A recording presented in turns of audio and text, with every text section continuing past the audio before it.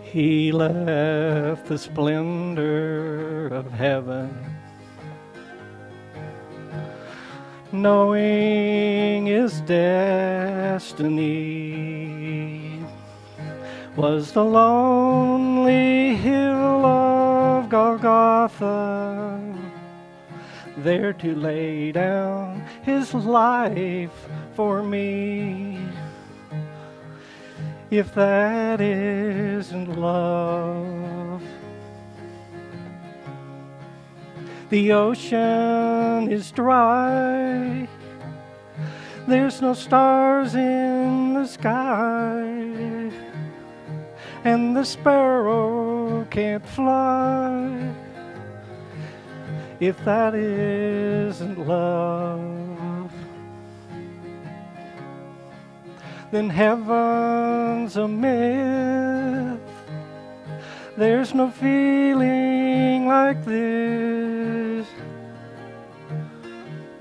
If that isn't love, even in death he remembered the thief hanging by his side. He spoke with love and compassion. Then he promised him paradise. If that isn't love, the ocean is dry, there's no stars in the sky, and the sparrow can't fly. If that isn't love, then heaven's a myth. There's no feeling like this. If that isn't love,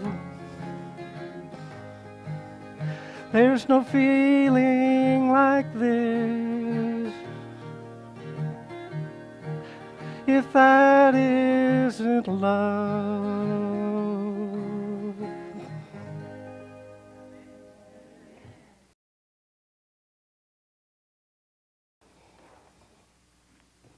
I chose a title of Take Aim. When I was a kid,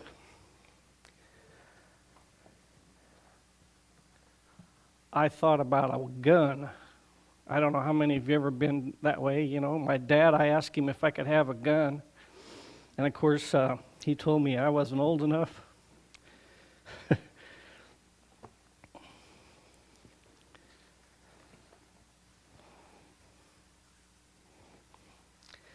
So I was looking in the Bible. It says, put on the whole armor of God, that ye may be able to stand against the wiles of the devil. So I got to thinking about armor. And if you go down this a little further here, it talks about the armor of God. Wherefore take unto you the whole armor of God, that ye may be able to withstand the evil in the evil day, and having done all to stand. Stand therefore, having your loins girded with the truth, right? And having on the breastplate of righteousness, and your feet shod with the preparation of the gospel of peace. Above all, taking the shield of faith,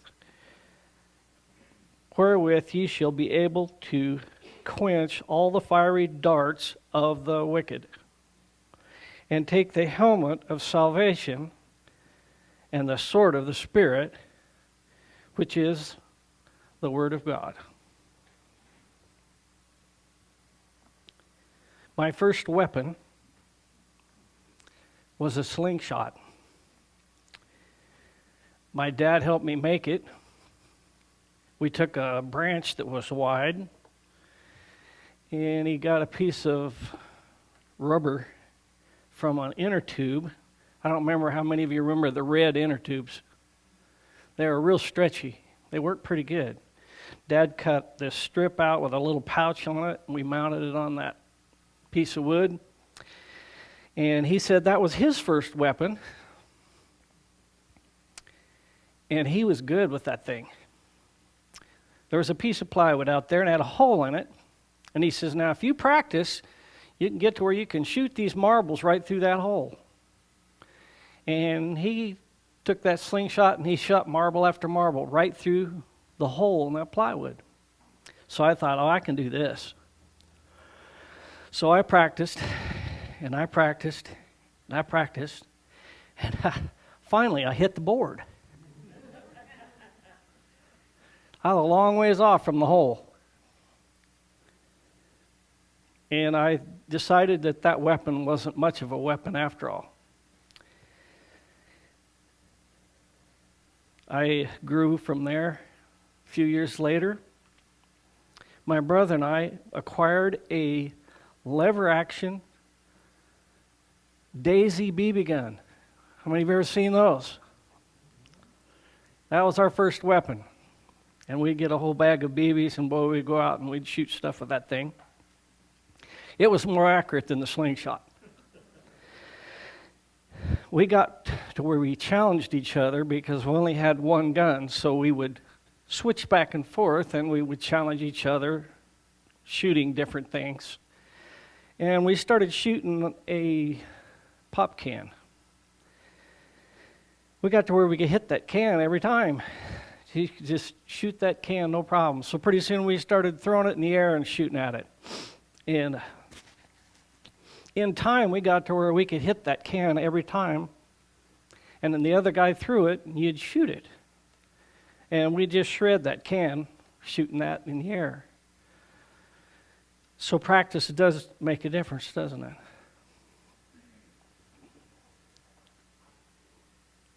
Later on in my life, we got 22s. And I remember times where we would sit out against a shed there and we'd set up a target, probably 20, 30 yards away. And we would take a quarter and we'd draw circles around it. And then we'd each take turns to see who was the best shot. And we all got 5 shots to see how close we could come to that circle that we put on that piece of paper. And it was a lot of fun, and we spent a lot of time wasting shells shooting at that. My dad used to make a statement. He said, if your sights are off, just a fraction, it doesn't take very much, and you miss the target.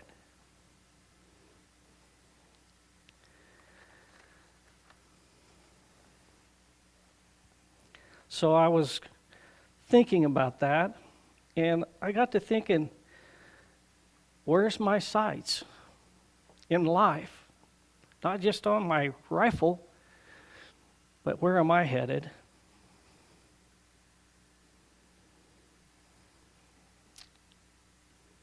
The Word of God is quick and powerful and sharper than a two-edged sword, piercing even to dividing asunder of the soul and spirit. That is found in Hebrews 5 and verse 12. Do you think we need a two-edged sword these days?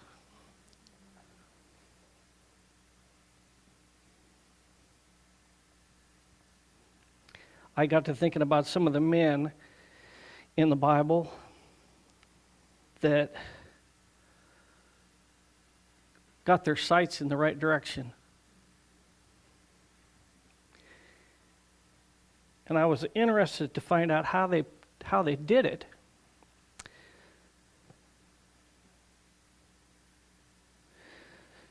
We find in Daniel chapter 1 and starting with verse 8, it says, but Daniel purposed in his heart that he would not defile himself with a portion of the king's meat, nor with the wine which he drank. Therefore he required requested of the prince of the eunuchs that he might not defile himself. Now God had brought Daniel into favor and tender love with the prince of the eunuchs. And the prince of the eunuchs said unto Daniel, I fear my lord the king, who hath appointed your meat and your drink. For why should he see your face worse liking than the children which are of your sort? Then shall ye make me endangered my head to the king. Back then, the kings, they made decrees, and boy, people kept them. Nowadays, you can talk against the president or anybody, and you get by with it, right?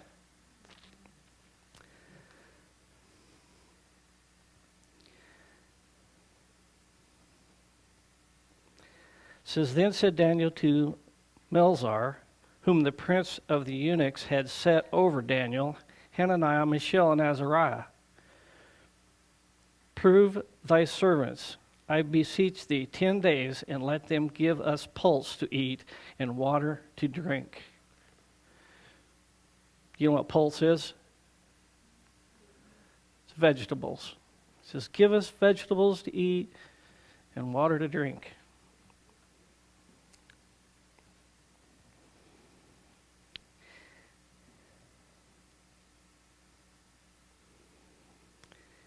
It says, as for these 4 children, God gave them knowledge and skill in all learning and wisdom, and Daniel had understanding in all visions and dreams. Now at the end of the days that the king had said he should bring them in, then the prince of the eunuchs brought them in before Nebuchadnezzar. The king communed with them, and among them all was found none like Daniel, Hananiah, Mishael, and Azariah. Therefore stood they before the king.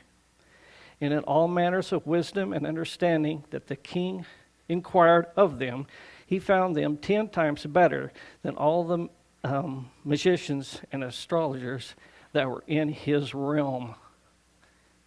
Did God bless?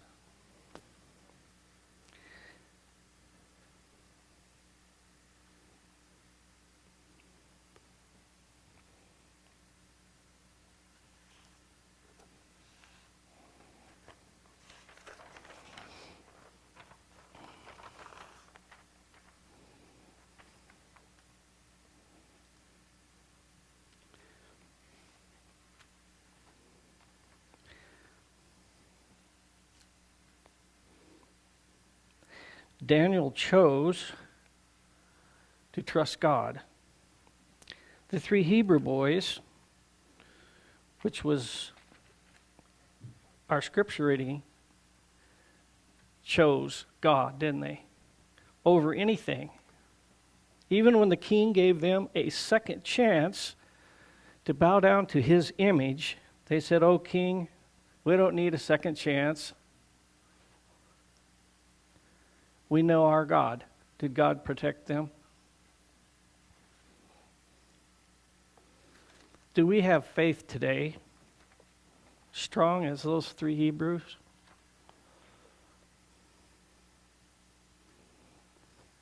How do we obtain that kind of faith?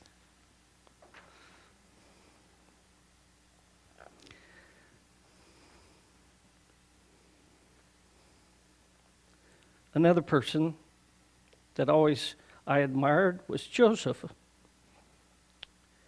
Joseph was brought down to Egypt, and Potiphar, the officer of the Pharaoh, captain of the guard, an Egyptian, brought him by the hand of the Ishmaelites, which had brought him down thither. And the Lord was with Joseph.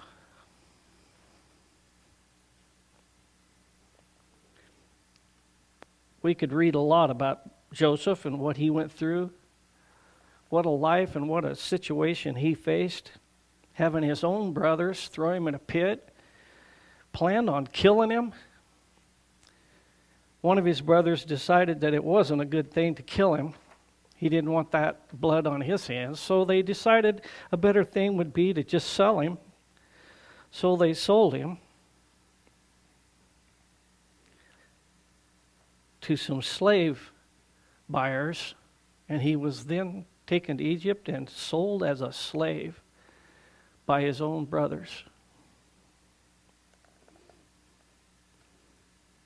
You know, in some ways you think Jesus was kind of like that, wasn't he? It wasn't his own people that condemned him.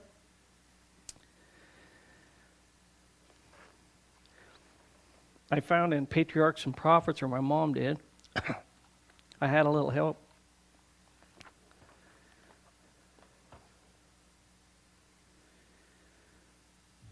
It says, Joseph believed that the God of his father would be his God. He then and there gave himself fully to the Lord. And he prayed that the keeper of of Israel would be with him in the land of his exile. His soul thrilled with the high resolve to prove himself true to God under all circumstances, to act as become a subject of the King of Heaven. He would serve the Lord with undivided heart.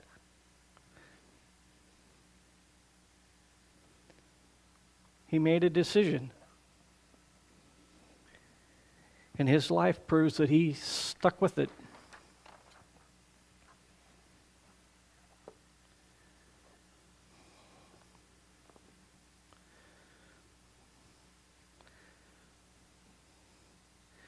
Joshua was another man of God.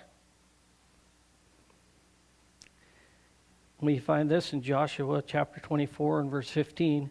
And if it seems evil unto you to serve the Lord, choose you this day whom you will serve, whether the gods which your fathers served that were on the other side of the flood, or the gods of the Amorites in which land ye dwell.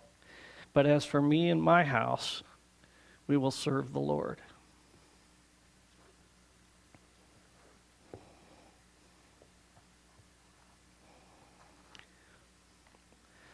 Are you ready to make a decision? Do you think it's important to make a decision? When I was young, I always thought it was going to be really easy when I got older to make a decision or make the right decision. To be a witness for God. I was timid, still am. I stand behind a pulpit so my knees don't knock together. It's not easy for me to get in front of people. But God has requested us to do so, hasn't He? And He promises that He will be with us to guide us, to help us to make the right decisions, to give us words to speak.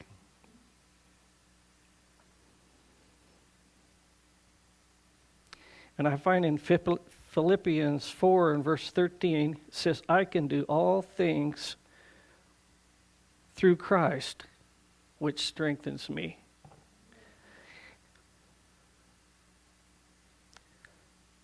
We don't have to do this by ourselves, but we have a responsibility to make a choice, don't we? And so as we think about this, we need to take aim, don't we? Aim at that target so you won't miss. Make sure that we've made the choice. And then if we ask God to come into our lives, He promises with Him we can do all things, can't we?